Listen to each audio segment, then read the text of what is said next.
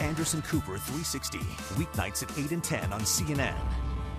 Pope Francis returned to the Sistine Chapel on his first day as pontiff to deliver his historic first sermon. Catholics around the world search for meaning in his words. Si ferma. If you don't walk, you stop. Quando non si edifica sulle pietre, cosa succede? If you don't build on a stone basis, well, then what happens? It's what happens to children on the beach. If they build sandcastles, it all falls down. Lasting just over 7 minutes and spoken in Italian, his homily was widely interpreted to be a calling for the Church to move forward, to settle past controversies. Pope Francis was known to live a humble life in Argentina, and since assuming the chair of St. Peter, signs indicate that will continue. He's supposed to go up these steps onto a platform and sit on the white throne, and then we're each supposed to come to him and kneel in front of him to give him our love and our loyalty.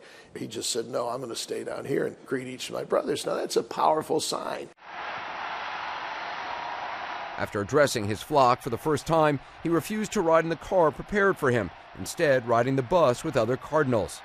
And at his first dinner as Pope, the Vatican says he toasted the cardinals and showed a self-deprecating sense of humor, joking about his election, quote, "May God forgive you for what you've done." But as the world spotlight turns to Francis, questions are beginning to emerge about his past. In the 1970s, he was head of the Jesuits in Argentina as the country's military junta kidnapped, tortured, and killed thousands of dissidents. Allegations surfaced that he withdrew his protection from 2 fellow Jesuit priests, giving the military a green light for their abductions. He's flatly and repeatedly denied the charge.